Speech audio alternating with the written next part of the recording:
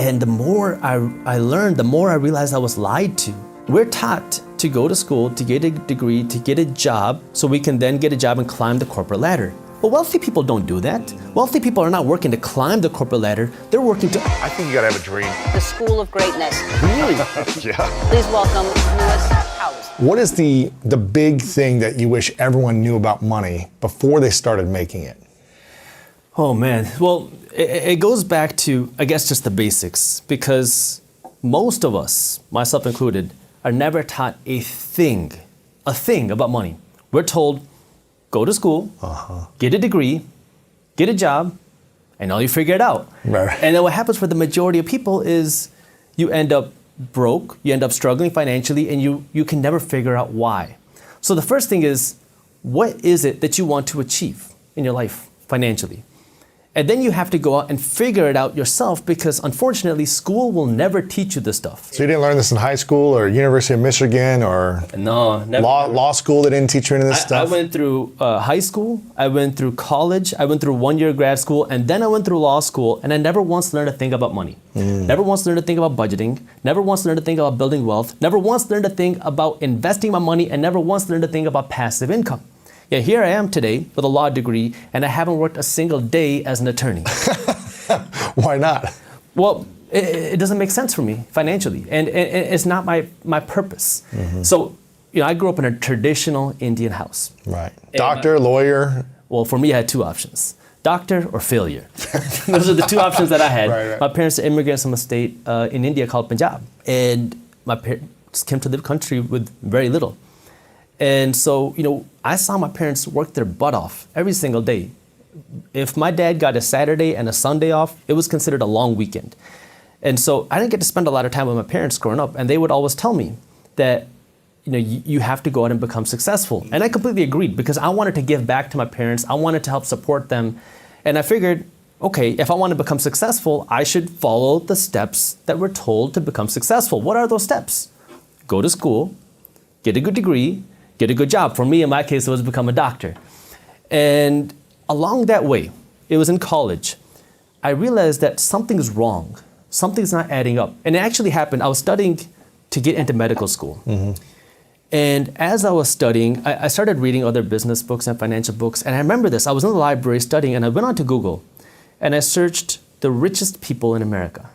And you see people like Steve Jobs, Warren Buffett, Bill Gates, Mark Zuckerberg.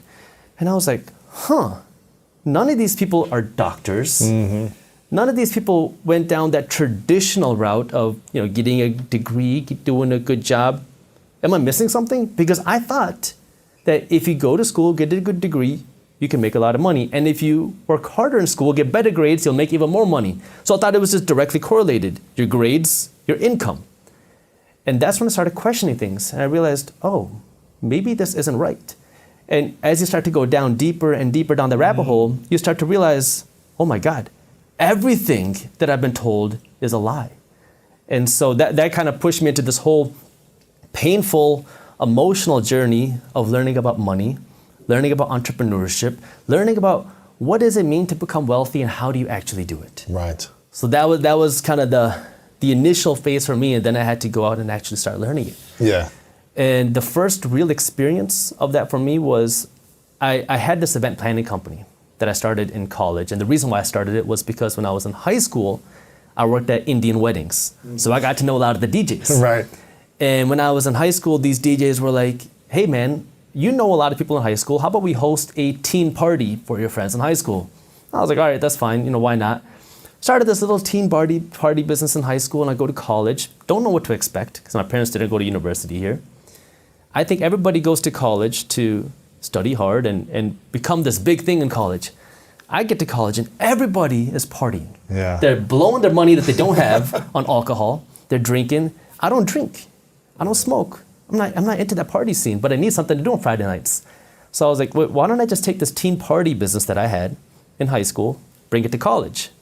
And that's what I did. My freshman year, I was 17 years old. I started knocking on the door of every club, venue, bar, restaurant, asking if I could host a party here. Some would say, yeah, it's going to cost you $10,000. Some would say, yeah, it's going to cost you 20 grand. I don't have that money. Right.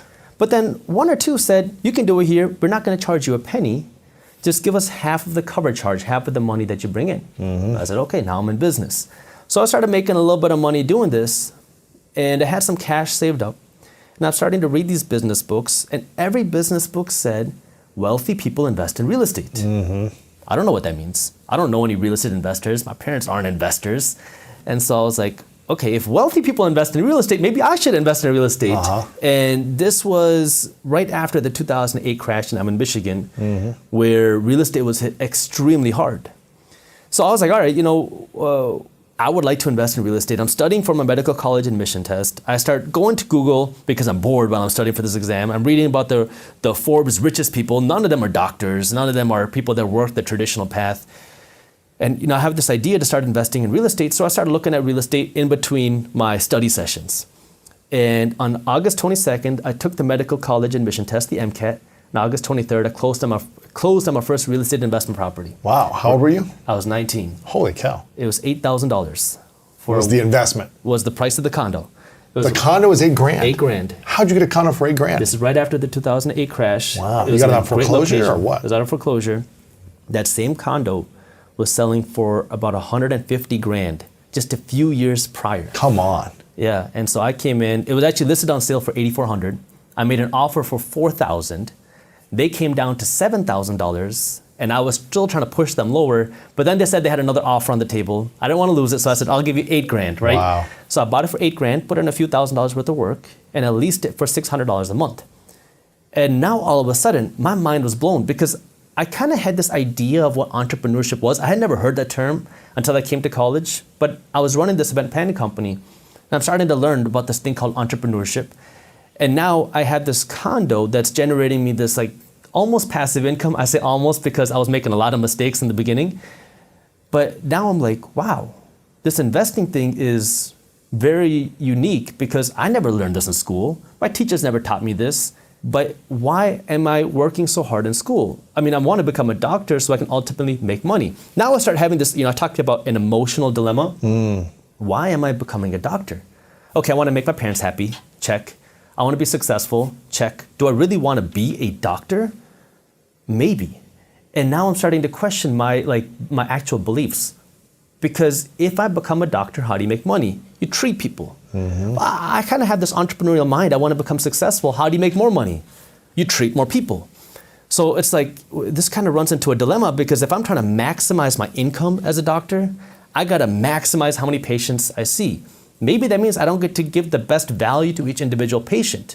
But as a human, I want to provide the most value possible. So I started to kind of face this dilemma where maybe I'm becoming a doctor for the wrong reasons. Interesting. And then I run this idea by my parents. I don't want to be a doctor. And they're like, absolutely not. My dad was angry. My mom was furious. It took my mom about 1.5 years to believe that her son was not going to be a doctor. oh man.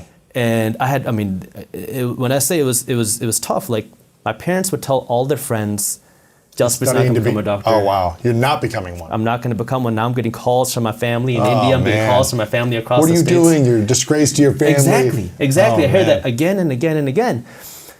But I was like, this is not for me. And I started to realize that there's more to this thing. So now I started to go down this financial education journey. And the more I learned, the more I realized I was lied to. Like, we're taught to go to school, to get a degree, to get a job, so we can then get a job and climb the corporate ladder. But wealthy people don't do that. Wealthy people are not working to climb the corporate ladder. They're working to own the corporate ladder. I didn't even realize that you could do that. Now, you can climb the corporate ladder and work to own the corporate ladder at the same time, but it's a different mindset, right? Right. Most of us are taught to get that degree so we can do one thing, climb the corporate ladder, earn a bigger salary. But if you only rely on your salary, you're just one step away from being broke. Because if you lose your job, something happens to you, you can't work or your company goes down, you lost your salary and now you have no income coming in, and now what? You're scrambling for a job, maybe you have some savings to help take care of you. Right. Or if you haven't been saving and you just spend on things all the time and you have no savings, then you're really screwed. You're going into credit card debt, Right. And now you're trying to figure out how do you make things work. And by then it's too late. This is where you gotta be proactive. And now I'm just like, this is crazy. Why was I never taught this? I was never taught about wealth. I was never taught about investing. I was never taught about this sort of financial education. But why aren't we taught this? And that's when I realized it's very profitable to keep people financially uneducated. It's profitable to keep people poor. Interesting. What would you say is the main system that keeps people poor then? It goes down to so many different things. The banks profit when you're financially uneducated because they'll keep you saving money in the bank. They'll keep you in consumer debt. If the banks lived by their own advice, which is save money, the banks would be losing money. When you go and deposit $1,000 in the bank, that cash that you deposited is a liability for the bank. An asset is something that puts money in your pocket. A liability is something that takes money away from your pocket. So when the bank has your cash, it's a liability for them. They want to get rid of it as fast as possible. And the way they do that is by lending it out because it's an investment for the bank. They don't want to hold on to cash, but they want you to save your money. You want you to give them cash. Right. And just leave it there. Leave it there.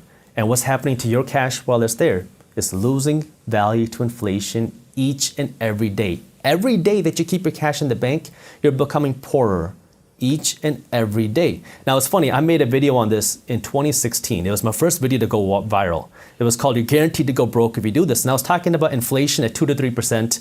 If you keep your cash in the bank, you're going broke every single day. Now here we are. 8.5%? 8.5%. Yeah. And now people are starting to realize, wow, this inflation is a real problem. And so now when you keep your cash in the bank is paying you 0.01%, maybe 0.5% if you're lucky, and they're turning around lending it for 5%, 6%. And so the bank does not want to keep that cash in savings because it's a liability for them. They want to keep you spending money on their credit card because now they'll get to earn 18 to 25% in interest every time you spend $1. Wow. Governments want you to be financially uneducated because when you're financially uneducated, guess what? You are an employee and you're a consumer. Who pays the highest taxes? Employees and consumers. Everybody knows that rich people don't pay taxes. It makes people angry, but a lot of times we don't understand why. Right. And we get angry at the wrong things and the wrong reasons. Yeah. But the more you make as a business owner, until you're like uber rich, I feel like you're spending a lot on taxes.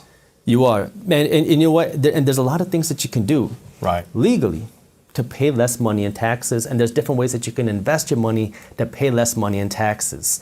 So I'll give you a couple examples. Yeah. So let me start with this. Tax avoidance and tax evading are two similar words with two very different outcomes. This is one of the first things that you learn in law school.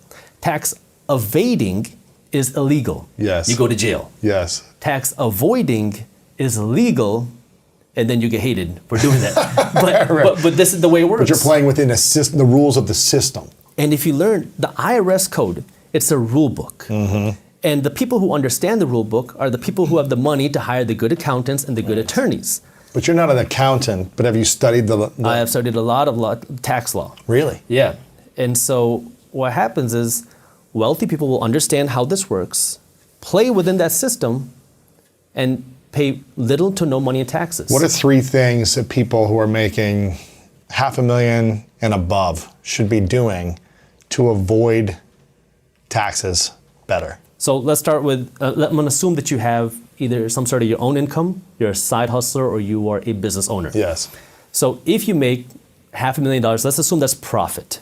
You are taxed on income. So if you take out a salary, that's going to be taxed. Now the question is, what is a tax deduction? Or the better question is, how can you make something a tax deduction? Because anything can be a tax deduction if you know how to make it a deduction. Mm-hmm. So that's the question that you have to ask yourself, because if you don't have an income, you don't have any tax. Right. So this is what wealthy people are doing. So I'll give you an example of it being done, then I'll show you how people can do it on a potentially smaller scale. Elon Musk, he is probably the biggest example of this. He never got paid a salary running and owning Tesla. He got paid in stock options. So these stock options were Was this even before it was public? This is, I think it was around the time that it was public, or maybe a little bit before. Okay. But he's been getting stock options for a long time. Sure. But the stock options that he gets, or originally got, were at $6 a share. So when the stock went up to $1,000 a share, and he was given millions of these stock options. Now, he has, on paper, a lot of money, but that money isn't in his bank account. Mm-hmm. So what he does is, instead of selling it and having an income, he goes to the bank and says, hey, I have these stock options which are worth billions of dollars. How about you give me a loan? at 3, 4, 5% interest, no bank is going to say no to that because the value of this is so much, it's billions of dollars. I mean, you can make the number smaller, but no bank is going to say no. He takes that loan, pays 3 to 4 to 5% interest on it, and if his company grows, his stock value grows by 6%, he just made a profit on that. He didn't have to take any money out, never took an income, doesn't pay any taxes, and is able to now spend his money, live free, buy whatever he wants, live rich, and not pay a penny in tax. So he didn't have to sell any of the stock, because if he sold it, he'd pay an income tax right when you sell it. Instead, you get a loan out from the bank. And you don't have to pay tax on that loan. When you go and get a mortgage You're to buy a getting home, into debt. it's debt. It's not taxable. It's not income. If you go and refinance your home, it's not income. It's cash that you have in your pocket, but it's not income. You're taxed on income. So now your job now as a business owner is strategically, how do you not have an income? Now you might say, well, I need money to spend. Sure, of course you do. But how can you now strategically use your income to pay for your lifestyle? Now, again, it's got to be within the rules, so talk to a tax advisor. But right now, after the pandemic, one of the things that the presidential administration wants to do is encourage people to eat out, eat at restaurants, because restaurants were hit so hard by the pandemic. Right. So what do? They created a 100% deduction on food through 2022. So if you go out to eat with your team, it's a 100% deduction. It's all write-offs. It's a write-off. I'm here in San Diego. Well, we're in LA right now, but I'm here on a 2-month business trip to San Diego with my business partner. I have to rent a car. I actually got a Ford Mustang because I always wanted a Ford Mustang when I was a kid. That was like my dream car. So I got one here with a convertible. Nice. And we have to go to business meetings. We have to go out and explore San Diego, do these things. My business partner is my wife. We're staying in an Airbnb in beautiful San Diego. Guess what? These things are tax deductions against my business. I'm here working. When you're an entrepreneur, everything is work. Yeah. Now the question is, how do you spend your money in a way that is going to give you a tax write-off? But you have to be smart here, because you don't want to just blow $500,000 so you don't have to pay 150 grand in taxes, right? Like my accountant called me up last year and said, Jaspreet, you need to go out and buy a G-Wagon. I said, what? I don't want to buy a G-Wagon. Why? He said, well, there's this tax deduction going on saying if you go out and buy a heavy car, it's still going on right now. If you go out and buy a heavy car, you can deduct up to 100% of that value of that vehicle right now. Really? And because you're an influencer, you can potentially claim that as an influencer, you need a G-Wagon to help you support your lifestyle. The tax code allows this. And I was like, well, I don't want to go out and spend 150 grand for a car that I don't necessarily need just so I can save, let's just say 50 grand on those taxes. So you have to be smart here and know what's right for you and not just spend your money to spend $1 to save 25 cents. Right. So you just need to know the right strategies that can work for you. And these things change over time, which is why the best thing that you can do is go out and hire a tax accountant, a tax advisor, somebody that isn't just going to file your taxes, but someone that's going to help guide you and say, all right, here are some things that you could potentially spend your money on. Here are where there are more benefits coming this year, next year, things that you want to do. And so there's going to be times where it's going to be more beneficial for you to spend money. There's going to be times where it's going to be more beneficial for you to take in money. And, it's all a game. Yeah. And this is what wealthy people understand. It's all a game. And a lot of people hate that, this person's not paying taxes, that person's not paying taxes. But at the end of the day, what you have to remember is somebody else wrote the tax code. Yeah. All that people are doing is they're trying to learn, okay, this is what the tax code is. What do I do? And, and then you kind of get into the other philosophical questions. Who's going to do better with 100 grand, the government or me? If I have 100 grand in my pocket, I can go hire an employee or two. The government's going to, spend that money wherever they spend it, and pennies will end up actually going to help people. I'm all for helping people. I think that's very important. As soon as we hit 1 million subscribers on YouTube, what we did was took my team, we went out to a teacher store, and essentially I asked them, hey, can we buy everything in your store? Wow. Because, the whole, during the pandemic, people weren't going to class in person, and so a lot of these businesses were hurt. And I said, can I buy everything? And she said, well, we need some of this stuff for our teachers. I said, what can we buy? So then we went out and bought a big chunk of the store. Mr. Beast style. Mr. Beast style. It was a fun video. Took the team out kind of as a celebration. We bought a big chunk, took it out to a school in Detroit, gave it to them for free. And then I asked the principal there, as a friend of mine, I said, how many teachers do you have? I said, okay. And I gave every one of his teachers a $500 check to help them help support their students. Giving is important. But it goes back to the tax question of who does a better job with their money, right? Entrepreneurs who are working to create more jobs, who are working to produce more value, or the government, which, may not be so good with their money. Absolutely, yeah. So you started doing the real estate thing early. Are you still a massive investor in real estate? Or what's your approach on it now? Yeah. So this is an interesting question that you asked, especially right after the tax question.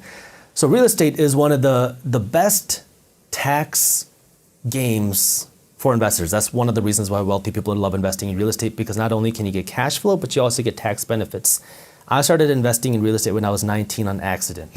I went through a lot of pain. I remember when I told my dad first, hey dad, I want to go invest in real estate. He was like, you're stupid, go study, go become a doctor. So I started investing in real estate then, and I continued to buy homes. And I remember, this is right after the 2008 crash. I was buying homes for like 30 grand in good areas. I remember home prices went up to $50,000, and I was like, that's a lot of money for a home. I didn't know anything else, right? That's all I saw. And so to me, I was like, that's expensive. But I continued buying, and I still am buying, but not as much as I was before, because now I've been working on a couple other businesses. And so what I'm realizing is, okay, when I invest my money in real estate, my goal is to get a 7% cash on cash return on my money. Meaning for every dollar I invest, I want to get 7 cents back in cash flow, positive cash flow every year. If I invest 100 grand, I want $7,000 of profit every single year. Well, I'm an entrepreneur, right? So I'm working on a couple of different companies, one of which is Market Briefs. And so now I'm in this position where, what do I do with this cash? I can take this money, put it in real estate, get a 7-8% return on my money, or I can put it in Market Briefs, which would be a bigger tax deduction, because now, if I spend money in advertising, I spend money in marketing, I hire more employees, we have a smaller profit, but then I can grow the company significantly faster than 7% a year. So what I've been doing now is investing more of my money into Market Briefs, because it's something that I'm super passionate about. Like, I love real estate. I love revitalizing homes and buildings and really helping to build the neighborhoods through that. But Market Briefs had such a different value in the sense that we're making financial news accessible, because I didn't grow up learning about money. Right. And CNBC looked cool, but I never understood anything that was happening there. They have all these confusing terms that are going on. So it's a way to make financial education and what's going on with money more accessible to people, because I'm realizing how important that is to me, because the more and more I talk to people, the more that people listen to what I say, the more I hear, oh my God, I wish I would have learned this when I was younger. I'm like, yeah, I know, me too. And so it's like, it's important for me to help get that message out there, because it's so needed. We talk about, especially in Detroit, food deserts, where there's areas people can't get access to healthy food. But this money desert, this financial education desert, it's so widespread, where none of us are taught a thing about money. And it makes me angry, because if I didn't accidentally start reading these business books, if I didn't accidentally start investing in real estate, I would be somewhere completely different. I have a lot of friends who are doctors now. They're working their butt off. They're also paying the highest taxes. They're also trying to figure out how to afford my lifestyle, because when you go and become a doctor, you make a good salary. But guess what? Now you have big student loans you got to pay back. Yeah. And now a lot of times you want to live that doctor lifestyle. You want to have the G-Wagon, you want to have the Range Rover, you want to have the nice car, you want to have the nice home. So now you graduate, you're 28, 29 years old, you have $500,000 of student loans you got to pay back. You're making a few $100 grand a year, but you're working your butt off. It's very stressful. And now you have all these new expenses, your homes, your cars. And how much does that $500,000 in student loan actually become after 30 years of paying it off? Oh man, yeah, over $1 million. Really? Yeah. So it's really, it's not $500,000 in loans, it's $1 million in loans that you're paying off for 30 years. Yeah. Right? Exactly. With the interest. And I want to add on that point, because the thing about student loans, we talk about who do you trust, where do you get your information from, right? Everybody, the system, it says go to school, get a degree. If we don't have money to get a degree, what do? Get student loans. I started looking deeper, right? You start asking the question, why? The number one liability for young people nowadays are student loans. And the government always talks about how we have this huge student loan epidemic, this huge student loan problem. But the number one asset on the United States balance sheet are student loans. Really? This blew my mind. You go to Google, search this. The assets on the United States balance sheet, number one asset. You'll see student loans are their number one asset. So on one hand, we have people talking about the importance of higher education, the importance of going into debt to get your degree. And then at the same time, that's your number one asset. It's holding so many people back from buying a home, from living their lives, from doing things, investing their money. Yet at the same time, it's keeping the government rich. Wow. This is where, that mindset, you have to start thinking a little bit differently and start asking questions to the status quo, to the system, to the way things are done. And, if you're like me, you're gonna get a little angry. You're gonna get frustrated because you're gonna realize, what the heck? Why are people not taught this? Why are we not taught how to use our money? Because nowadays, people are paying 50 grand a year to get a good college degree, but at the same time now, YouTube is decentralizing education. Free. For free. And you can learn from anybody you want. If you don't like the way that I sound, hit the X button, go to somebody else, right? Exactly. And it doesn't cost you a penny. You can learn from anybody, people who are actually doing what they teach, and you can learn from the comfort of your home. Now, Jaspreet, your channel is really inspiring, and you've interviewed and also just done your own research individually on a lot of these different topics about money. You've interviewed the top people on Bitcoin and cryptocurrency, investing in gold and stock trading and real estate and starting your own business and all these different things.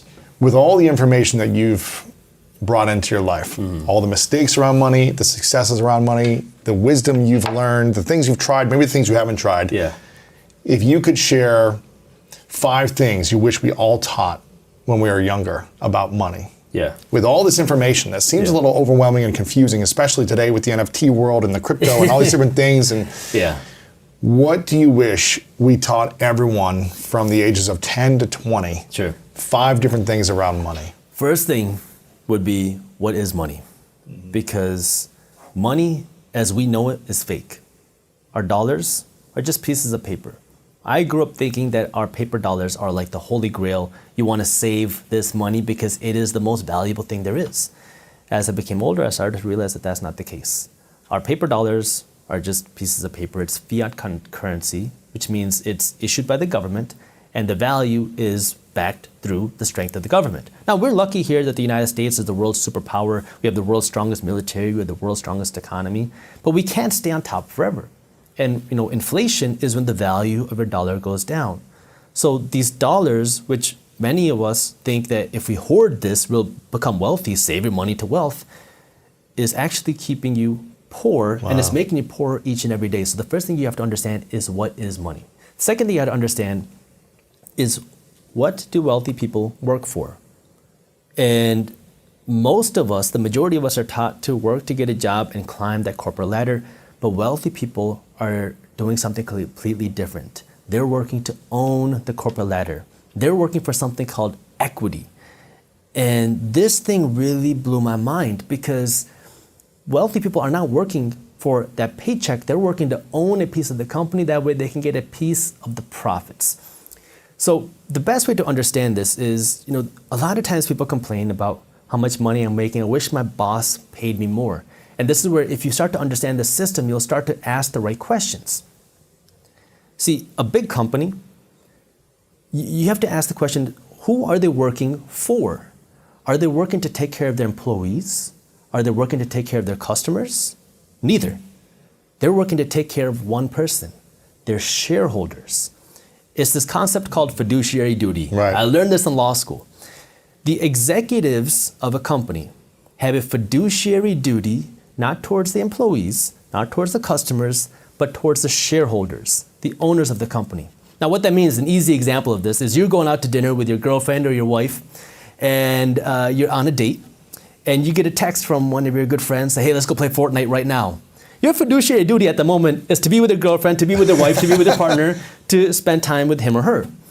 If you go out and leave, you're going to get in trouble, right? Yeah. So it's, who is your alliance to? And the shareholders, the executives, the CEO and the executives company, their fiduciary duty is to the shareholders, the owners of the company. So what are they trying to do? They're working to drive up the valuation of the company. So once you start to understand that, you'll realize why there's this big discrepancy between what people are paid and what people want to be paid. And when you start to understand that, you're going to change what you do with your money. That's why I said a minute ago or a little bit ago, wealthy people are working to not climb the corporate ladder, but own the corporate ladder. So how do you get that equity, that ownership? You have to own a piece of the corporate ladder. Now, if you work for a public company, that means now you can take some of your income and you can buy stock in the company. Maybe they pay you with equity. Maybe they give you some sort of revenue share. That's what we do in my companies. Or if your company doesn't do that, then you have to start taking this money that you're earning and you have to start investing it into a place where you're getting equity. Maybe that means stocks, maybe that means real estate. It could be, there's a number of different investments, but you have to work towards that equity. Yeah. The third thing is that you have to think bigger. I know I grew up thinking that somebody who looks like me, somebody who's brown, somebody who wears a turban, somebody who didn't have entrepreneur, investor parents could go out and do this. Because you think that somebody like me can't do this. My parents also told me that I couldn't do it. I didn't know anybody doing it. I didn't know any investors. But you have to be the one to take that first step. And once you start to take that first step, you're going to learn and see the second step. Then you take the second step and you're like, oh, I can start a $100 investment here. You don't have to start with hundreds of thousands or millions of dollars. Start with $100. Apps on the internet make it so much more accessible. Right. But anything is possible. If you live in America, you speak English, you have more opportunities than really anybody else in the world. People would literally risk their lives to come to this country because there's opportunity here. And so if you're here, you have the ability to understand what you and I are saying, and you have that technology to do it, you're blessed. Yeah. Now, what do you do with this, right? You have to go out and start learning. You have to go out and start doing. And then the next thing that you have to do, Number four, is you have to understand the concept of debt. Because we live in this consumer culture. And it's interesting where, we want to live this flex lifestyle, right? I want to show off on Instagram. I want to show off my new car, my new Chanel, Gucci purse. And we kind of get caught up where I need to live a certain lifestyle that way people can think that I'm rich. But what you're doing now is you're living broke. Right. Making everybody else rich, so people think you're rich. Right. You're product rich, you have a lot of nice stuff, but you're broke. And so when you live that type of lifestyle, you are the reason why Gucci, Louis Vuitton, Chanel are making so much money, but it's keeping you broke. The richest person in the world, sometimes he's the second, sometimes he's the third, is the CEO of Louis Vuitton. No way, really? Yeah, Bernard Arnault. And why? How did he get there? Because everybody wants to look rich. Everybody wants the Louis Vuitton. And I saw this in the pandemic especially. We were in a recession in 2021, but luxury sale of products were breaking new records. Come on, really? They're breaking records in 2021. Why is that? Stimulus checks went out, people had cash, and some people used that money to save, some people used that money to pay down debt, some people invested that money, but a big chunk of people took that money to places like Gucci, Louis Vuitton, and now you go and spend it. You would think when the economy is, I guess when people are losing their jobs and there's financial uncertainty of the future, you'd think people would be saving or investing, not spending on luxury goods, especially if you can't even go outside to flex it. You can only do it on social media in the comfort of your home. You don't need to go outside anymore. You can just do it on social media. I know. And so if you don't have the cash to do it, people are going into debt to buy it, and it's becoming easier and easier because of now things like buy now, pay later. Right. It is one of the fastest growing industries in fintech. I love financial technology, but it breaks my heart. I mean, it rips my heartstrings when I see the growth of this buy now, pay later, because what does that mean? I can go out and buy anything I want, not pay for it today, pay it off over 3 months, and then if I don't, I get slapped with 25% interest. And if you are 18, or let's just say 21, I give you $6,500. You never invested another penny, but you invested those $6,500, and you could get an 18% return on that money, and you retire at 65, and you look at this investment portfolio, you would have over $11 million. Wow. Now, everyone watching this saying, where the heck am I going to get 18% on my money? Exactly. but your credit card company is doing it every single day. $6,500 is what the average American household has in credit card debt right now. And you're turning around paying these companies 18, 20, 25% a year, and they're the ones that are getting rich, not you. So what's happening? You're going into debt to buy liabilities, which are things that lose your money, and then you're paying interest on top of that, which is making everybody else rich, which leaves no money in your pocket to make yourself rich. And you have to break out of that mindset. So what do we need to know about debt then? How do people get comfortable understanding about debt, either using it in the right ways and eliminating the debts that don't support our financial growth? Yeah, so the first thing is never finance anything that isn't gonna pay you. Okay, so Give me an example. Gucci, your vacations, your car, stop financing these things that aren't paying you. And people are gonna get upset when I say your car because they're gonna say, wait, how am I supposed to buy a car without a car payment? Don't buy a $100,000 Don't car buy a unless you $100,000. got the money in the bank to buy it, and plus more. Buy a used car for Exactly. $6,000. Exactly. Go buy a used car, good working condition car with cash. Ride it for 10 years. Exactly. The first time I made $1 million in a year, my car was $500. Dude. My employees had better cars than I did. I had a $4,000 car for the first 5 years living in Los Angeles. $4,000 car, used car, 1997 I love it. was the car when it was made. And that thing was great. Yeah. It was comfortable, got me from A to B. Yeah, It didn't break down. exactly. I didn't need to be flashy. Exactly. I still have my $500 car. That's great. I still drive, and it's one of those things where, because I fell into this trap, where the first time I started making money, in my culture, cars are a big thing. The Punjabi culture, people really want to put money in their cars. They want to look cool, right? So when I was 16, 17, I started making a little bit of money because I was doing my side hustles. The first thing I did was I put new rims on my car. Then I put tints on my car. Then you I put put the HIDs on. subwoofers. Oh, Yeah, I had two 12-inch subwoofers in my trunk, right? I put the tints on. I put a new sound system in there. Lights around, glow in the dark. Yeah. I had a Toyota, right? And then the next thing I was going to do is I called up my cousin. I said, guess what? I got $3,000 in the bank. I'm about to put Lamborghini doors on my Toyota. Crazy, man. And he's like, Jaspreet, you're stupid. Don't do that. And so he sat on the phone with me for like 20 minutes convincing me not to do it. Luckily, I didn't. I'm really glad I didn't. But that's where all my money was going. I looked cool. My car was cool. And that's where all my money was going. I had $1,000 in my bank, and I went out and I bought a $1,000 watch. I was like 18 years old, right? Because it was like, I was in that industry, the entertainment industry. I wanted to look cool.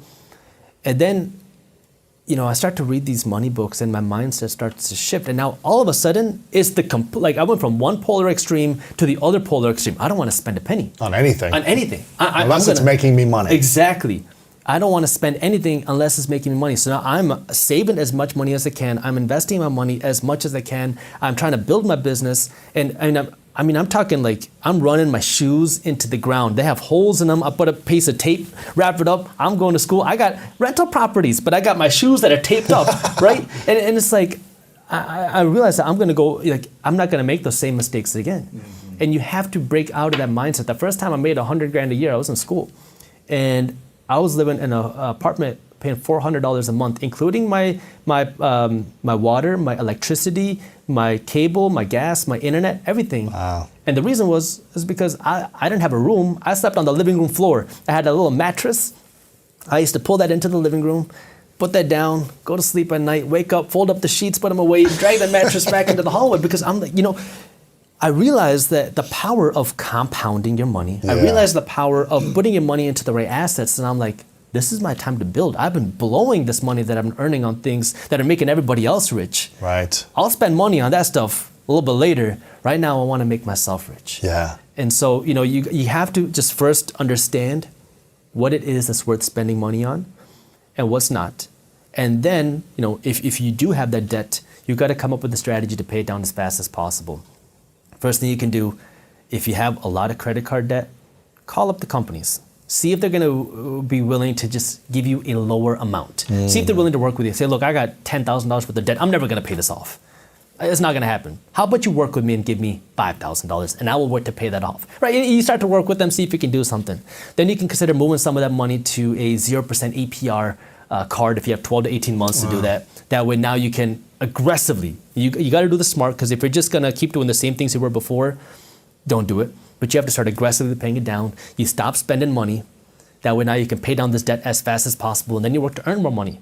And the money has to go somewhere as you're earning more money. You live the same lifestyle, if not smaller, and you take all this extra money and you use it to pay down your debt. That way now you can start building, right? You got to lay that foundation. You got to start working to grow upwards, but you have to get aggressive.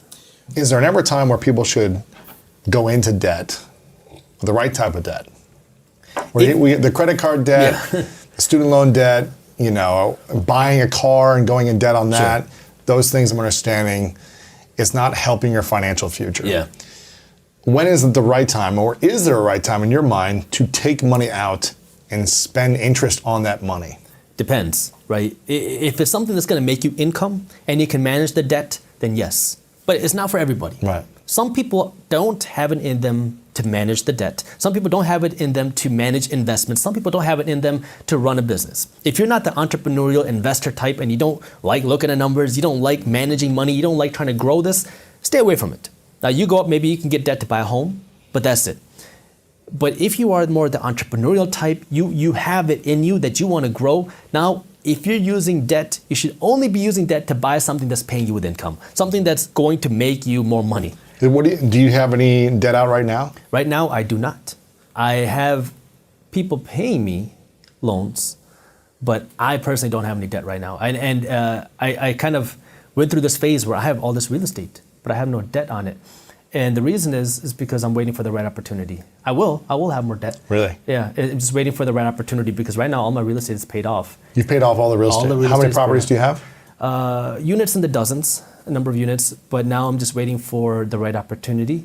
And it's all paid off? All paid off. So now there's just cash coming in? It's cash coming in. And do you still have that I still got that one. That's rented for $850 a month. That $8,000 place? $8,000 place. That's just bringing in $800 a month now. $850 a month. Clear and free. Yeah, you got to pay your expenses, your property taxes, Yeah. your insurance, your maintenance, your management fees. But right now I have no debt on it. And so now what I'm waiting for is... And how much could you sell that for now? Probably 100,000, 120. I mean, I don't know the exact, but something in that range. It's not bad. Yeah, I mean, it's crazy, because when I buy real estate, I never look at what can I sell this property for. I'm looking for one thing: cash flow. Cash flow, yeah. And so this is a big mistake that leads people into a lot of problems in real estate, because when you start buying real estate, hoping that you'll be able to sell it for a higher price in the future, and things don't go as planned, then what? Yeah, you're screwed. Now you're screwed. So, for me, I look at one thing: cash flow. And will I be able to see more growth in this area? So I look where businesses are moving, where's money moving to? And then that's where I want to invest, because I know if property prices go up, hey, it's icing. Property prices go down, it's okay. I still got my rent, which is covering my costs. So what's your goal, right, with the dozens of units, for the opportunity for something bigger, or what's the plan? Something, it can be anything. Something bigger in real estate, and I'm looking for the right opportunity. But again, my focus now isn't in real estate like it was before. A few years ago, I was heavy in real estate, and Really? I was doing everything that I can there, and a lot more opportunities were there. I bought a property in 2021, haven't bought anything in 2022 yet. But my focus now is building my business, because I see a bigger opportunity there for me than real estate. That's why I've been I'm still involved in real estate, right, but not the way that I was a few years ago. Because you can earn more with your business if you put the attention and the energy and the money into building the team and the resources and the technology and those things. And it's more fun, because it's a lot more active for me. Yeah. And then, once this gets bigger, then I'll go back to real estate. But right now, like for the last few years, I've been kind of phasing slowly away from real estate as I can transition more into the business, because it's just more fun for me. Yeah.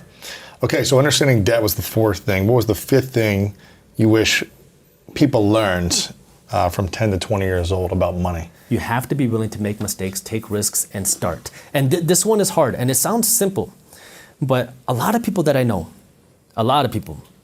they are so hesitant to making that first investment, because what if I do something wrong?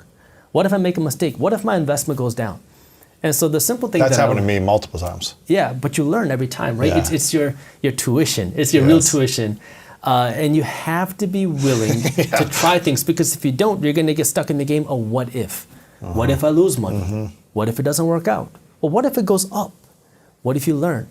I have made a lot of mistakes. I made a video on my YouTube channel where I went through my worst real estate deal ever. It was my third property that I ever bought. It was a home in the city of Detroit.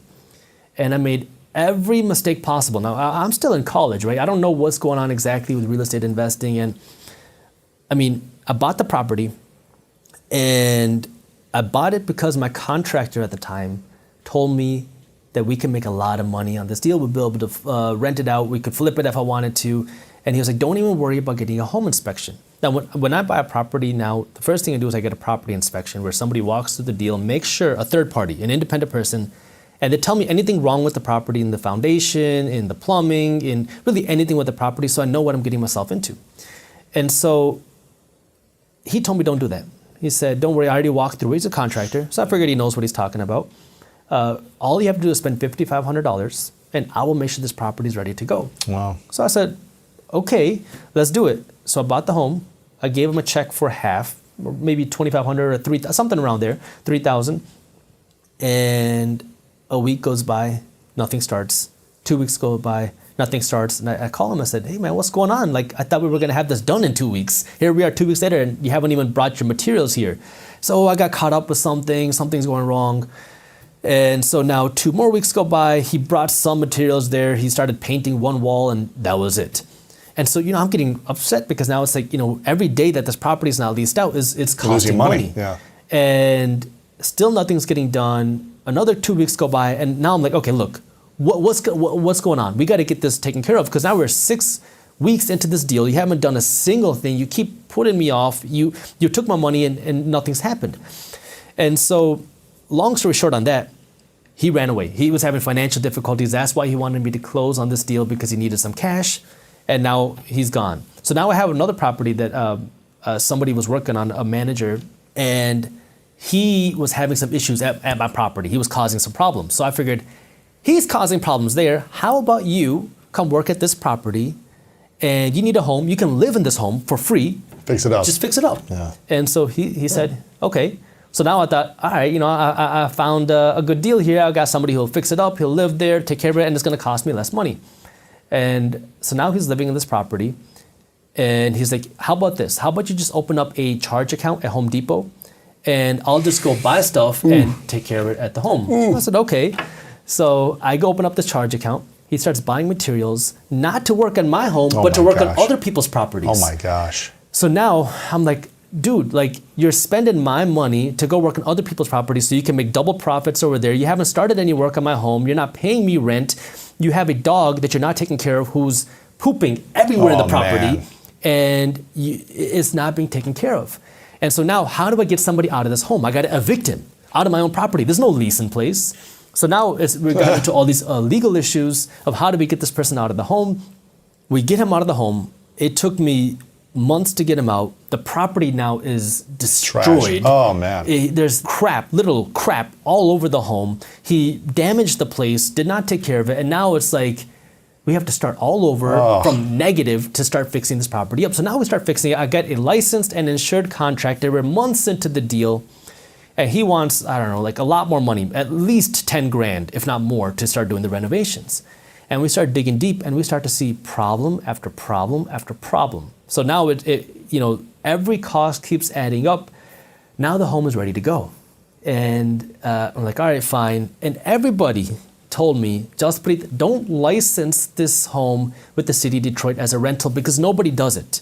And this is, again, after the 2008 crash, Detroit went through its bankruptcy. They were having their own issues, but I don't like to play games. I want to play by the rules. So I said, I'm going to get a license for rental. When you get a license for rental, they're going to send their own property inspectors out to the property, and they're going to inspect it and make sure that it's okay. So now the property inspectors come out, and they say, I need to lift up the home. So what do you mean, lift up the home? They're like, oh, yeah, we need to raise the home. I didn't even know that you could do that. Apparently you can, and it's very expensive. Wow. So I lift up the home. And then we start running the water in the property, and it turns out that the water is not draining to the main city line. Apparently, somebody previously living in this property had poured cement down the main drain. Now, in order to get this property working, we have to bust out the cement in the basement, take out this pipe, put in a new pipe, re-pour the cement, and then these property inspectors start disagreeing with one another. One person says that you need a 10-foot electrical riser, so we make it 10 feet. The next one comes, says, why is it 10 feet? It needs to be 13 feet. I'm like, your first person said 10. And now they start fighting with each other, and we have to keep paying for these inspectors to come back. They keep charging me permit fees for everything. If I want to paint the windowsills, it's a $100 permit fee. Change the smoke detectors, $75 permit fee. So this goes on and on and on and on for months. Finally, now we're approved for rental. I was like, oh my God, like this is the biggest headache of my life. We get a tenant in the property, we get licensed, a tenant's in the property, and now we have the license, and the property inspectors just decides to go back to the property. They don't tell us. They just go back there. Even though we're fully licensed, they had no reason to go there. They knock on the door, and apparently, we didn't know this, the tenant was having a babysitting operation in a property.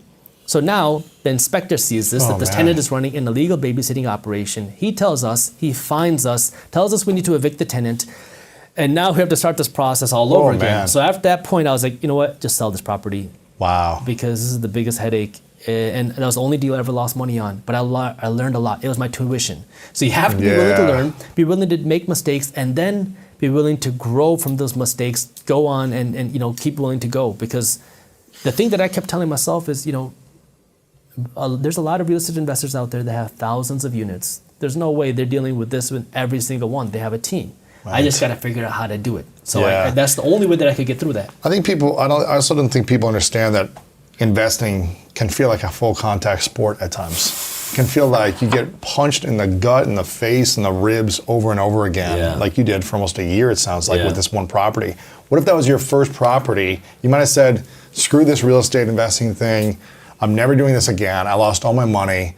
I'm just going to go back into doing something that is safe and secure that I know is not going to punch me in the mouth every day with another fine and fee and penalty or whatever it might be. So I think people also need to understand this is a risky thing. Absolutely. I've lost a lot of money. I've made a lot of money, lost a lot of money. It never feels good to lose money. It doesn't. It's emotionally charging. It's psychologically can mess with you if you're not mentally and spiritually prepared to understand, okay, it doesn't feel good to go from a few $100,000 to zero. In weeks, like some people did with the stock market or something in the last year, or real estate or whatever it might be, or with crypto going up and then coming down. It's a big psychological high and low if you're not prepared for it. And so what have you done psychologically, mentally, and emotionally to prepare for the big swings when you see, oh, my money just went up 10x in the last 3 months. Oh, I'm negative hundreds of thousands in a few weeks or millions. What have you done to prepare for that mentally and spiritually and psychologically? I'm glad you brought that up, because one of the things that I say is that the psychology of investing is just as, if not more important than the actual how-tos of investing. Yes. And that's especially true when it comes to something like the stock market. In real estate, it's tough, but the difference between real estate and the stock market is if you buy a, say, $200,000 home, it's not going to go to zero next week, next month, or really ever, because you have some land, you have a physical property. And the stock market, it can happen. And so there's a couple things that you can do. You invest in stocks too? I invest my money in 5 places: real estate, stocks, startups, cryptocurrency, and physical gold. In that descending order of like value from the most to the least? Yeah, I would say so. And then, if you want to put my business in there, then that would be number one. Startups number one. Your business and startups number one. But I also invest in other startups as well. But kind of, I would say in that order, yes. Yeah. But in the stock market particularly, it is a liquid investment, meaning you can easily buy, you can easily sell. And that's what becomes a big psychological game, because every day people are watching that ticker. I just made money. I just lost money. What's Tesla doing today? Tesla's up $2. Tesla's down $4. And it can really drain you. And I think most people who start off investing their money, they get sucked into that rat race. I did too. Because when I first started investing my money in the stock market, I was like, wow, this is fun. This is exciting. Oh my God. It becomes like a drug. You become addicted to it, because I was waking up every morning. I was like, I'm going to become a day trader. I got it. And so, I took a summer of when I was in college, and that's all I did. Really? I would wake up before the market, and I would read these stock charts, and I would trade these penny stocks. And some days I would make $1,000. Other days I would lose $1,000. And by the end of the summer, I don't think I made any money. You just spent all this time. I spent all my time. And I realized this is not for me. I became so addicted to it. All you're doing is watching the numbers go up and down and ticker symbols, and you're reading these forums. So the first thing is you have to understand that your psychology is important. What I do is I understand I'm not a trader. I don't trade, I don't flip, even when it comes to real estate, really any of my investments. You invest. I invest to own for long-term. the long term. So what does that mean? So I have two strategies when it comes to investing my money. I have an active strategy and I have a passive strategy. I'll start with the passive strategy because that's easy to understand. Every month, I passively invest my money into stocks, physical, gold, and cryptocurrency. Really? And so what that means is it's automatic, Auto payment going consistent, in each and it one, happens yeah. all the time. So You doing index funds with stocks, or in what stocks, I do ETFs, low-cost ETFs, and I have ETFs that give me exposure to the S&P 500. That's kind of your safe, your value. S&P 500 are the biggest 500 companies in the stock market. So that's the kind of the safe value play.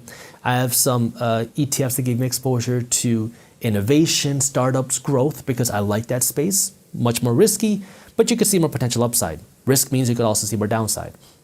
And then I also have ETFs that give me exposure to emerging markets. These are countries that are overseas, countries like China, India, Korea, Brazil, countries that are up and coming to give you some diversification, not just in companies, but also in dollars, right?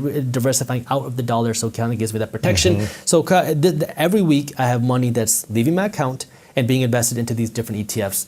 I don't care whether the market's up or down. It happens every week.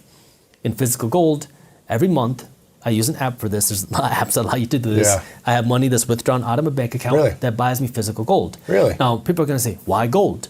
For me, it's real money. It's another way of saving real money, because now if I have 50 grand of cash, would I rather save and bury that 50 grand of cash in my backyard, or bury 50 grand of gold in my backyard?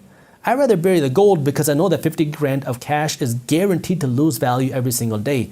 Gold is a store of value because it takes time, effort, and labor to mine physical gold. And that time, effort, and labor is represented through the physical piece of gold. So that's why I own it. It's not a huge piece of my portfolio, but it's kind of that insurance. That's the way I look at it. It's protection in case everything else goes wrong, that I have some physical gold. So I have that. And then I have my cryptocurrencies. Now, I'm mainly in Bitcoin.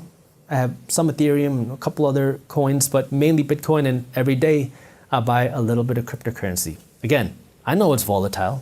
I know you can see big swings up, big swings down. I don't care. I'm buying it every single day. So that's my passive strategy, where it doesn't matter what's going on in the market. I'm just going to keep buying no matter what's going on. Then my active strategy is now where I do more of the fundamental analysis, where I understand where am I actually investing my money.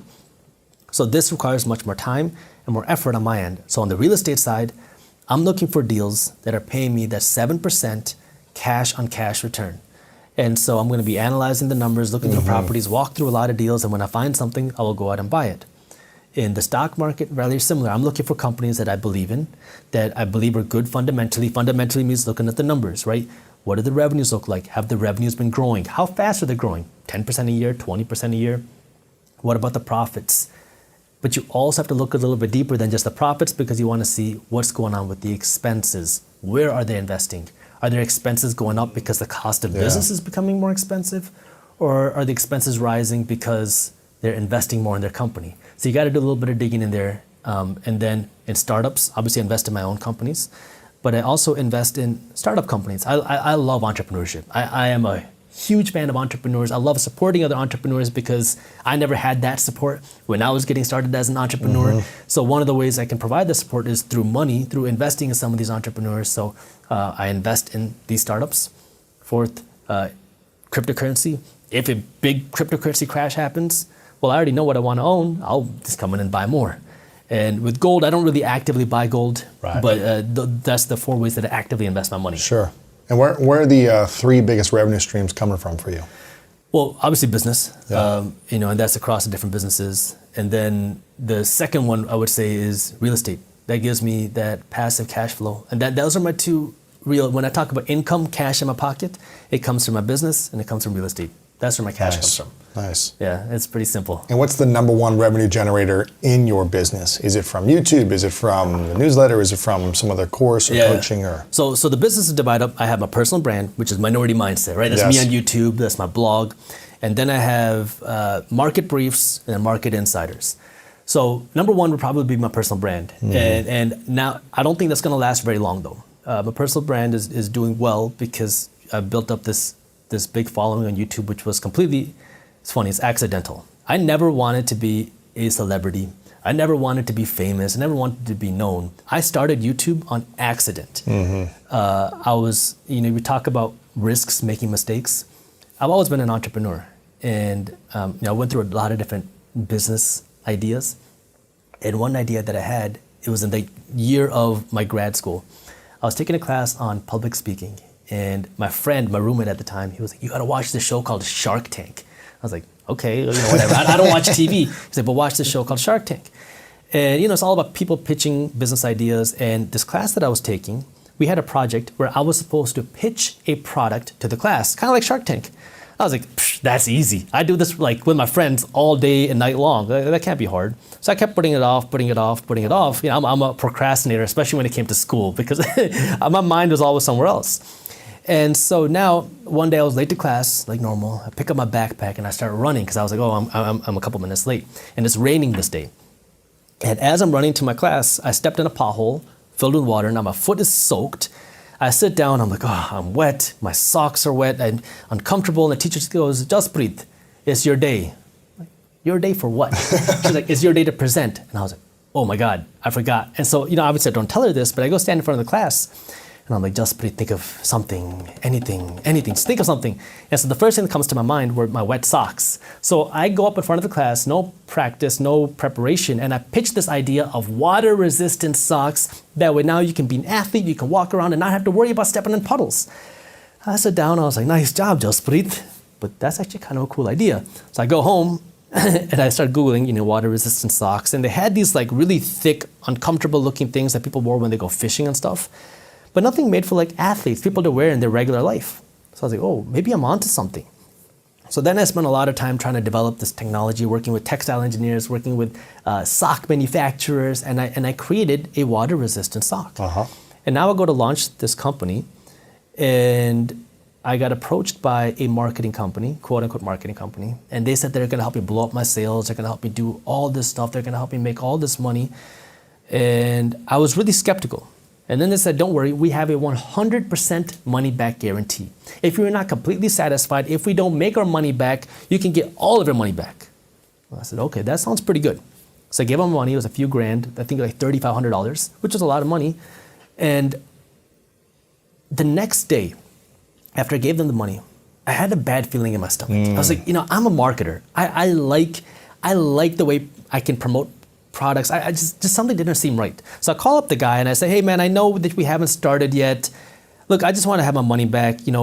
I want to end this on amicable terms before you guys spend any money. Let's just end it now." And he said, "Okay, no problem." Puts me on hold, and I was in the gym at the time, and I was really frustrated because I was between sets, and he puts me on hold for a long time. And then all of a sudden the phone line goes beep. Ooh. And I was like, oh, something's not right. So then I call up the other number I have, they don't pick up, I start emailing them, and I never hear from them again.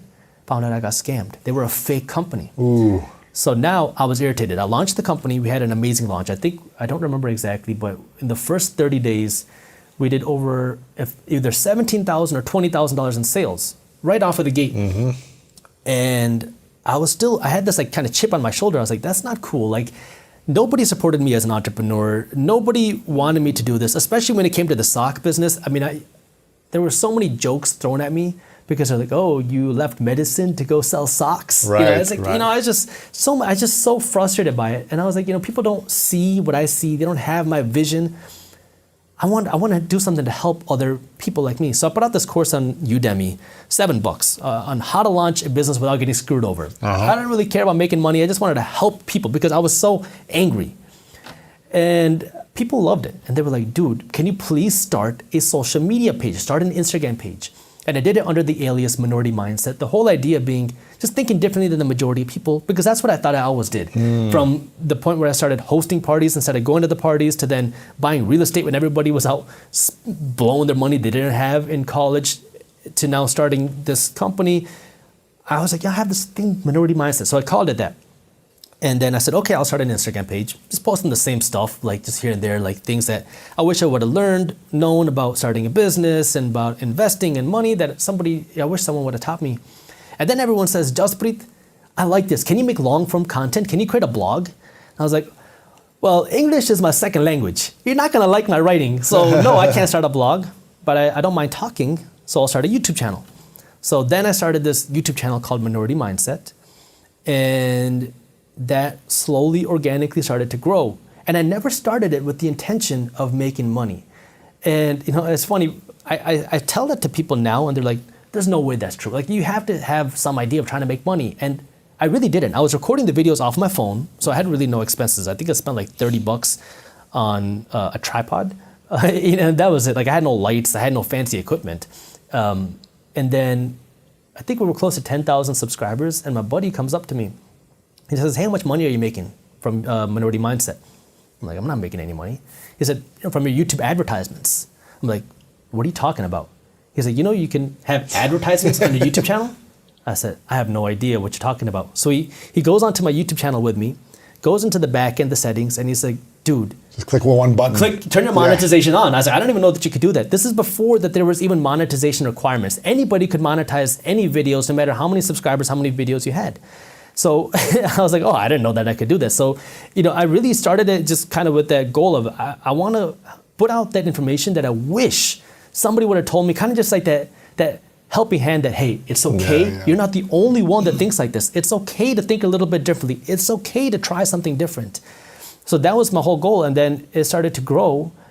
And then it became this bigger thing. And around 500,000 or 600,000 subscribers, I was like, wait, I can actually turn this into a business. Right. And so I went through this, I'm an entrepreneur. I was like, okay, Minority Mindset, I'm gonna turn it into a business.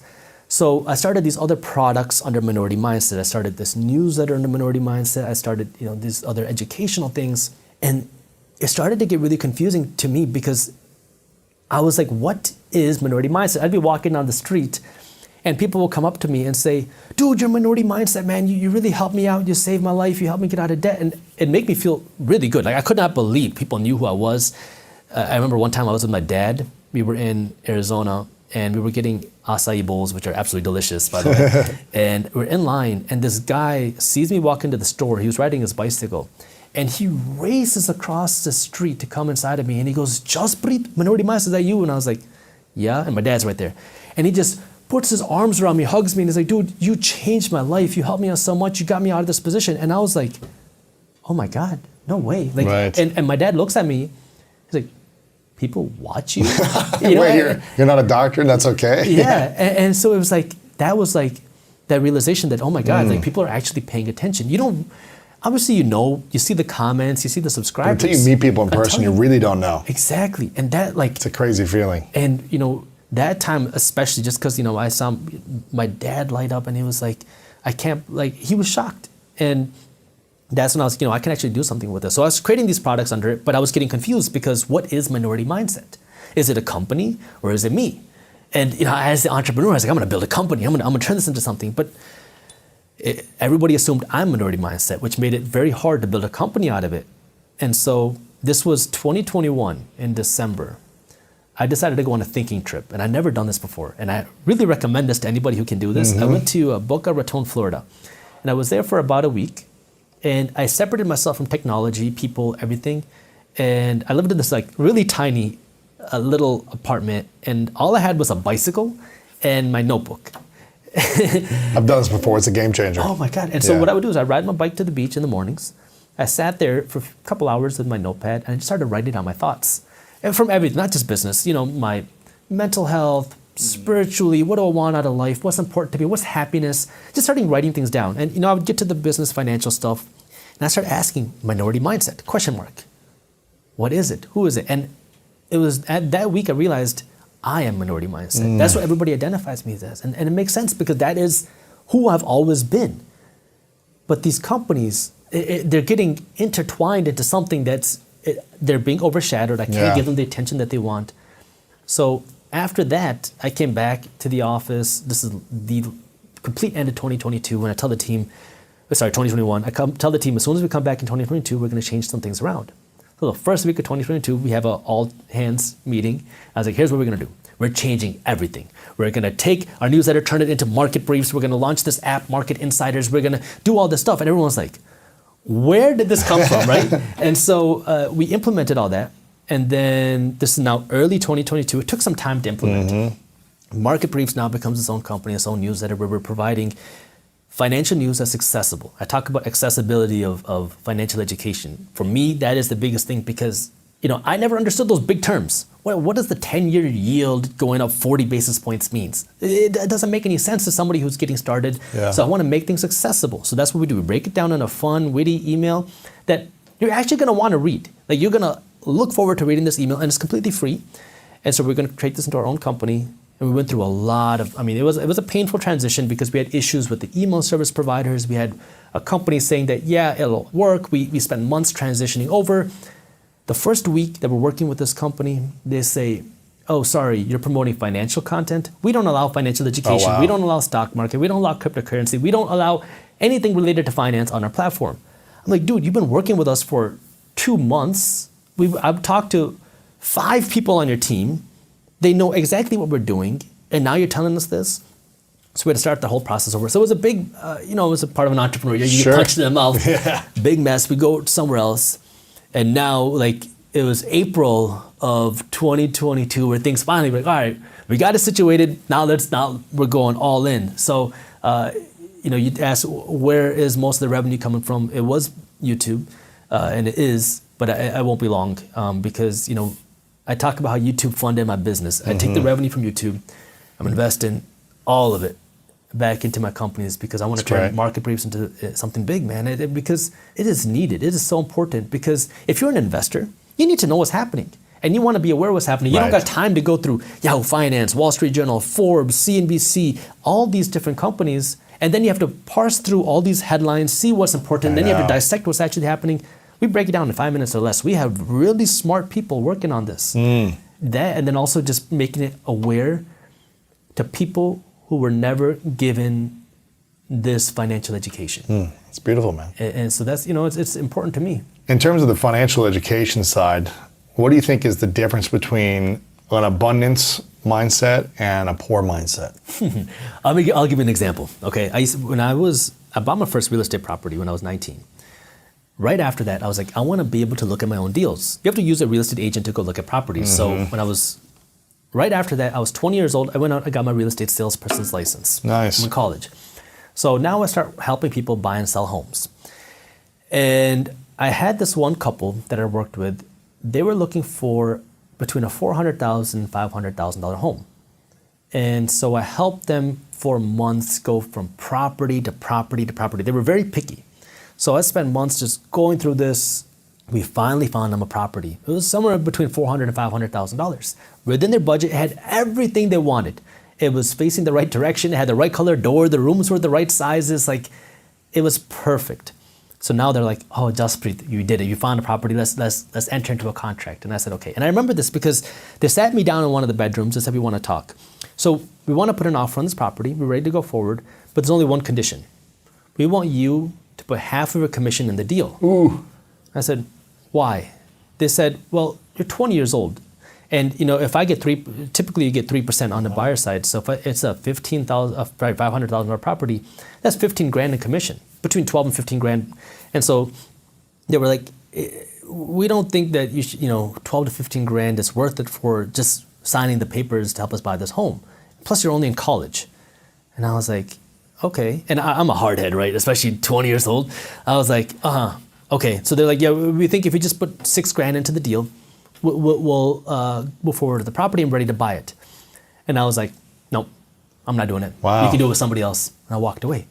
And a month later, were not able to get the home because they weren't able to do the paperwork fast enough. They called me back up. The wife calls me and she says, Jaspreet, we weren't able to make it work, but we found another property. Would you be willing to show it to us? I was like, no.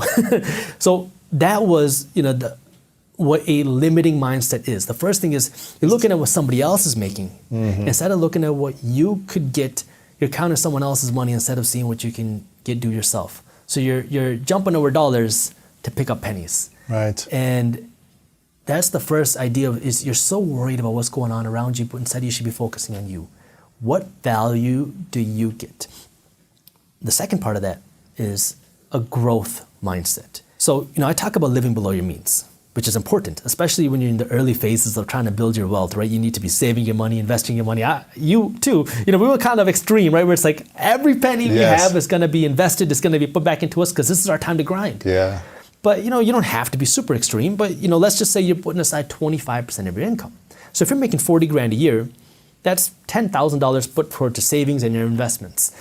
Now, what happens to most people is you say, okay, I realize this whole financial education thing, I'm learning about this investing thing, I want to get more aggressive, I want to do more of this.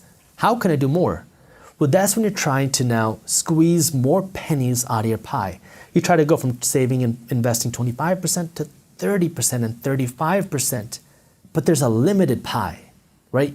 So what you should be doing is thinking, okay, I'm making 40 grand, saving and putting aside 25%, fine. Maybe I can do more if you're into that, like, I'm going to do whatever it takes, extreme, right? Which is fine. But the bigger thing is, how do I go from 40 grand to 400 grand and keep doing what I'm doing now? Because now if you get to from 40 to 400 and you save and invest 25%, that's $100,000. A lot more than the 10 grand you had before. You're still only living off of 75%. You have the same, that same percentage, but it's so much bigger. It's like growth mindset. It's thinking bigger. And now everyone's going to hear this saying, how am I supposed to go from 40 to 400? Well, the first step is understanding it's possible. Then you start learning. Then you start doing. You start making mistakes. And then you learn from your mistakes and you fix them. But until you break through that mindset and you realize that it is possible, I can do this. No matter where I come from, what I look like, what my background is, it's possible, but I need the right education. YouTube has made it so much more accessible. Read books, start learning, and then you start taking steps. It's not going to happen overnight, but you'll start taking steps towards that. Right. And so it's about building that growth mindset of understanding that it is something that you can do. I love this, man. So much good information here. Lots of more questions I could ask about these things, but you've also got so many great topics that you cover over on YouTube, Minority Mindset, over on YouTube, and theminoritymindset.com. Also, marketbriefs.com is the newsletter for people who want to sign up and learn more about these things. Making complex ideas interesting and accessible, which is something we all want. I've got a couple final questions for you. Yeah. This one is something I ask everyone at the end. It's called the 3 truths. So imagine a hypothetical scenario. It's your last day on earth. You've actually made your parents proud, even though you weren't a doctor, but you've been doing the thing that you love doing for the rest of your life. But eventually, it's the last day for you, many years away. And you've got to take all of your information with you, all of your content, your newsletter, your YouTube, anything you create, it's got to go with you. So no one has access to your information anymore, your written words, your video, your audio message. But you have 3 lessons you could share with the world. And this is all we would have to remember you by. 3 truths. What would you say would be those for you? Yeah, first I want to get to that.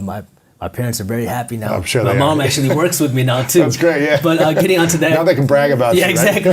Right? The first thing is think bigger. And the reason why I say that is because a lot of times we hear that, think big. But when you're thinking big, you're probably 99% of the time not thinking big enough. You can think bigger. Cross it off, think even bigger. When I started YouTube, I never thought that we would hit 10,000 subscribers, let alone 100,000 subscribers, let alone 1 million subscribers. I used to joke around with my friends that if we hit 100,000 subscribers, I made it. If I hit 1 million subscribers, I'm gonna shut the channel down. Because it's not possible that 1 million people are gonna watch this weirdo on YouTube talking about guacamole, talking about financial education. There's not 1 million people that wanna do that. I'm a big thinker. I'm an entrepreneur. I've always thought big, yet here I am with these limiting beliefs of myself. And I think I'm this person who thinks crazy, who thinks big. So if you're thinking big, you're not thinking big enough. Because that's gonna be your own limiting beliefs. Second, learn the rules to the game. The reason why so many people suck with money is because they don't understand the rules to the game. And this is why a lot of people get so angry. They get so angry about what other people achieve. They get so angry about everything else going on. But what you need to do, the best thing to do is learn the system. I talk about how rich people don't pay taxes and how you can work to own the corporate ladder, and it makes people angry. But the reality is, this is the opportunity for you to figure out how can you do it yourself. This is what the system is. You can hate it, you can cry, you can scream, you can complain. That's what I used to do. I thought it was horrible. Money was a taboo topic when I was growing up. And I was like, it's unfair that people are doing this. And then I realized, what if I learned the rules? And you can apply it to yourself. And third, be willing to make mistakes. Try. Anything is possible, but you have to be willing to try, make mistakes, and keep getting better each and every day. I love that, man. It's a grind, but anything is possible, man. Jaspreet, I want to acknowledge you for a moment, man, for taking this mission on. I think a lot of people are scared to think about money, to talk about money, to save and invest. I think people are just scared of money in general. And the fact that you're diving into this, making this a part of your mission to educate, to entertain, to inspire, to inform people through many different formats, again, from YouTube to social media to your newsletter and everything else you'll be creating in the future. I think it's really inspiring to see someone, again, from your background, who maybe someone who people wouldn't think would be talking about these things. And you're diving in and you're making it accessible with your unique perspective and personality. So I want to acknowledge you for making the minority mindset really something that people can grasp and understand and start applying small steps and hopefully making it bigger over time. And you know, and the thing is, money is a taboo topic, not just in my culture, but a lot of cultures. And the reason why it becomes so taboo is because we're insecure about our own money. And so we create these smoke screens. Don't talk about it, don't worry about it. But at the end of the day, we're all working for a paycheck. And if you don't think that's true, tell your boss not to pay you, right? Yeah. But the thing that you have to understand is how money plays a part in our lives. Because I'm not saying money is the most important thing or the only thing. It's one factor of our lives. You have to be physically healthy, mentally healthy, spiritually healthy. And when you have these things, that's when being financially healthy, being financially fit can have the biggest impact. I call it my quadruped triangle. And it kind of goes in that order. Because if you are if you're on your deathbed, you're morbidly obese, it doesn't matter if you have $10 million in the bank. The only thing you care about is being healthy. If you are mentally depressed, you're anxious, you're struggling with these mental issues, dude, more money is gonna make you more miserable. You gotta do whatever it takes. Go into rehab, go get a therapist, go do whatever it takes at whatever cost, because more money is not gonna fix that. And people try to think that I'm struggling with these mental health issues. If I go make $1 million, I'll be happy. People will like me. It's a big lie. You're gonna be more miserable. Then you have to be spiritually healthy. Spiritual health does not mean you have to be religious. For me, it's what is your purpose? Why are you getting up every single day? What's the reason of getting out of the bed? And that's gonna keep driving you to live a fulfilling life, whether it's for 10 grand or $1 million or 10 million, it doesn't matter. Once you have those three things, that's when being financially healthy has the biggest impact and the biggest power, because now you can live a fulfilled and a happy life. And the money is just the icing, man. It's just icing on the cake. The cake is everything else. You can't take good icing, put it on a crappy cake and expect the cake to taste good. Right. You gotta build a good cake first, and then the icing just makes it that much better. That's a good principles, good foundation. I love that. It's all about food. I love food, if you can't tell. Okay, final question for you. What's your definition of greatness? Always striving for better. Always wanting to be a little bit better every single day. Jaspreet, thanks, man. Lewis. Appreciate it. Good stuff, man. One, I would scrape off that you don't know anything. Two, I would invest everything you can in you. It's tax deductible. You never lose it. A person's personal appreciation will always be bigger than any other asset class. I love that. Okay. Bitcoin can't match it. Real estate can't match it. My personal asset appreciation will always, it is infinite